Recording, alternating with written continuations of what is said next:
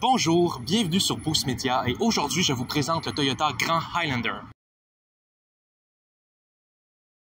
Alors avant de commencer la vidéo, je tiens à remercier une fois de plus Roi Auto Toyota à Victoriaville qui me prête généreusement un de leurs véhicules. Je vous invite à regarder leur sélection de véhicules neufs et d'occasion. Je suis certain que vous trouverez un véhicule à votre goût chez Roi Auto Toyota.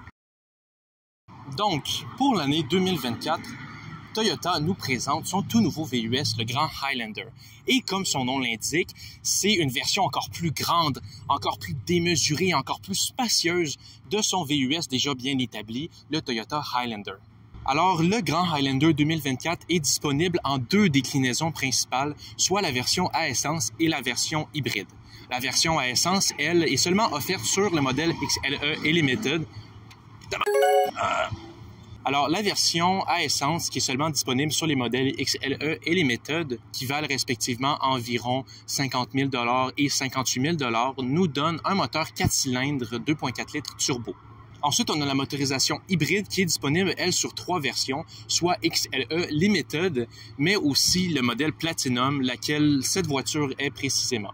Sur les modèles XLE et Limited, on va voir donc la motorisation hybride qui nous donne environ 265 chevaux, soit la même puissance que les versions à essence. Mais si on se penche sur la version Platinum, là, on a la motorisation Hybrid Max qui nous donne cette fois-ci environ 360 chevaux.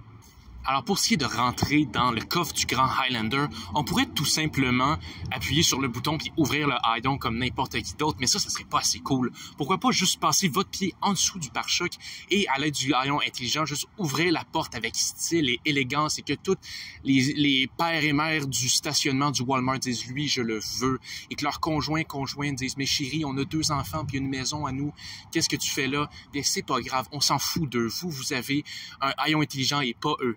Et pour ce qui est du reste du coffre, on a un coffre qui a un espace tout à fait adéquat pour un véhicule de cette classe-là. On a beaucoup d'espace si on rabat les sièges de la dernière rangée. On a aussi, important de remarquer, une petite prise maison à gauche du véhicule, juste à côté du haillon, pour peut-être brancher quelque chose qui n'a pas nécessairement une prise USB ou une prise 12 volts, par exemple une glacière ou quelque chose dans ce genre-là. Alors, c'est une petite commodité super pratique en arrière du coffre. Et on a aussi des petits crochets juste au bout, peut-être des points d'ancrage pour mettre un filet ou quelque chose, tenir un objet ou un sac qui est fragile où vous n'auriez pas envie vraiment qu'il se transporte puis qui endommage le reste des choses dans le coffre ou le coffre en lui-même. Alors, une petite commodité de plus bien pratique pour le coffre du Grand Highlander 2024. Important de mentionner aussi, si vous voulez remonter les sièges de la 3e rangée, il y a une petite sangle qui, vous avez juste à la tirer et ça va remonter les sièges tout seul et vous aurez accès maintenant à la 3e rangée. Et si, pour quelques raisons, vous voulez tout de suite rabaisser les sièges une fois de plus, il y a des sortes de poignées sur le haut du dossier à côté des repose-têtes. Vous avez juste à tirer au complet puis à venir pousser manuellement pour rabaisser les sièges. Et nous voici maintenant à l'intérieur du Grand Highlander 2024. Et on peut voir tout de suite qu'il y a de l'espace. Space is the name of the game, comme disent nos cousins anglais, et on peut le retrouver partout à l'avant comme à l'arrière de l'habitacle. Et si on se concentre vers l'avant, on peut remarquer tous les coins dédiés justement à l'espace de rangement à la cabine avant du Grand Highlander. On a en premier lieu la console qui a énormément d'espace. On peut fermer ici avec une sorte de glissoire fini en cuir. On a beaucoup d'espace, c'est très profond. On a aussi plusieurs espaces pour des porte-gobelets, des clés, des crayons, des choses aussi à droite du sélecteur de vitesse, du levier de vitesse. On retrouve aussi, surprenamment, un petit espace juste au-dessus de la boîte à gants, un creux avec un espace peut-être pour mettre un téléphone, ranger un téléphone ou un cahier de notes, quelque chose. Et j'ai été surpris parce qu'on retrouve pas beaucoup ça dans les grands véhicules de cette catégorie-là, peut-être à part pour des camionnettes là, qui sont vraiment dédiées au travail et à l'espace. Là, on est quand même dans un véhicule qui est assez familial. C'est un véhicule pour se rendre à l'épicerie ou transporter des gens, mais on a quand même un petit espace là. C'est une bonne idée de prendre cet espace-là qui est d'habitude perdu en ayant juste une sorte de grand panneau. Je trouve que c'est une très belle place et très pratique. Si on se concentre ensuite du côté de la console elle-même, pas simplement l'espace, mais la console, on voit qu'il y a quand même beaucoup de choses qui se passent, il y a beaucoup d'options, beaucoup de boutons.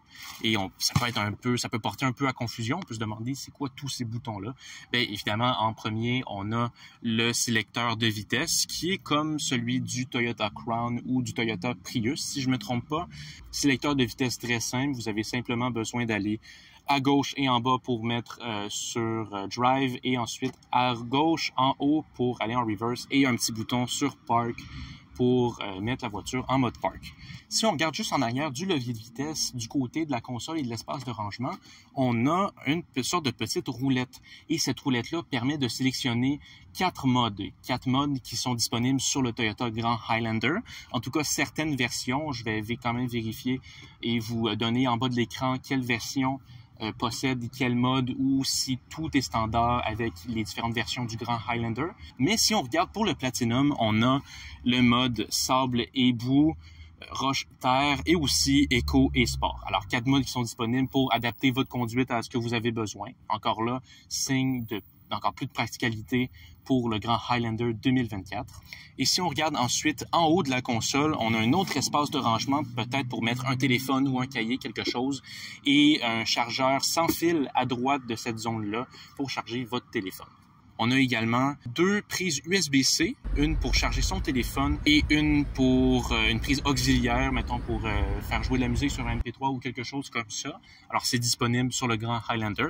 Et j'avais oublié de le mentionner, mais à droite de la sorte de petite zone dans le tableau de bord du côté de passager, on a une autre prise USB-C pour charger son téléphone. Alors, ça fait un total de 2 prises USB-C, en tout cas 2 qui servent à charger le téléphone, plus un chargeur sans fil. Alors là, on peut charger beaucoup de téléphones. Si vous êtes le genre de personne à avoir 4-5 téléphones, ben, vous pourriez charger presque tous vos téléphones juste en avant, à portée de main. C'est pas merveilleux. Si on se concentre maintenant sur le centre d'infodivertissement, on a un grand écran de la même taille que le Toyota Crown que j'avais vérifié. Il est un peu plus gros sur la version Platinum que sur les versions les méthodes XLE. C'est vraiment seulement disponible un écran de cette taille-là. Un écran qui est franchement très fonctionnel.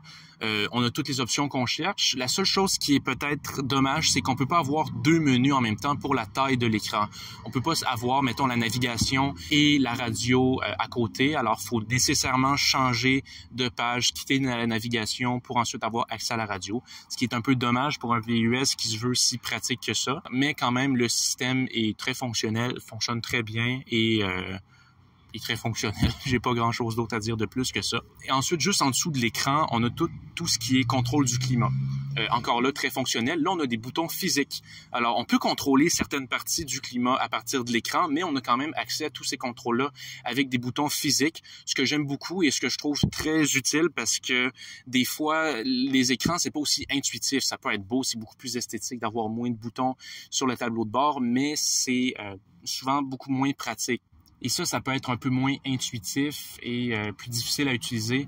Là, dans ce cas-là, on a tous les boutons, tout est facile d'accès, encore plus de practicalité et plus d'intuitivité, ce qui donne une qualité de plus au Grand Highlander 2024. Si on se concentre plutôt du côté conducteur cette fois-ci, on a toutes les options qu'il faut pour bien conduire ce grand véhicule-là. On a le régulateur de vitesse, on a tous les boutons pour régler la radio, la navigation, aussi le contrôle du groupe d'instruments, qui est d'ailleurs manque peut-être un petit peu de configuration.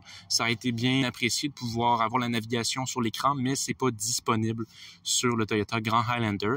On a également un heads-up display. Et ça, je trouve ça extrêmement pratique.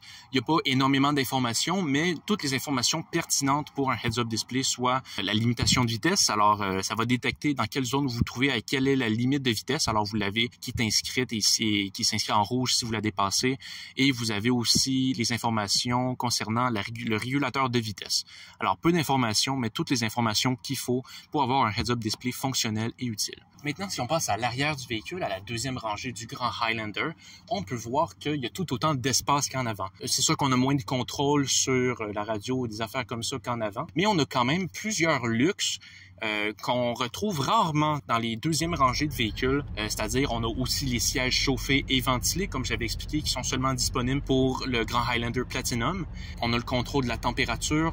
On a aussi une prise maison. Alors, si vous voulez brancher quelque chose qui a besoin d'être branché avec une prise maison, bien, vous avez accès à ça en arrière. Et une fois de plus, 2 prises USB-C en arrière pour brancher ou faire charger des téléphones. On a également un espace entre les sièges pour mettre des documents, des téléphones peut-être, des choses aussi, 2 grands porte-gobelets pour mettre des gourdes d'eau. On a aussi de l'espace dans les poignées de porte, encore là, plus d'espace pour avoir de l'espace pour mettre des choses. On manque jamais d'espace dans un véhicule et aussi en bas, encore là, peut-être mettre une bouteille d'eau, quelque chose là dans le bas de la porte. Et on a également des petits appuis-bras pour relaxer un peu plus, avoir un petit peu plus de confort à l'arrière du véhicule. On peut également rabattre la deuxième rangée au complet si on actionne le levier 1, qui est donc le levier pour rabattre en partie le dossier. Si on actionne la clenche numérotée 2, là, ça va le rabattre, finir de le rabattre au complet et laisser l'espace pour rentrer peut-être des objets plus encombrants si vous n'avez pas besoin des sièges arrière, puis vraiment le plus d'espace possible.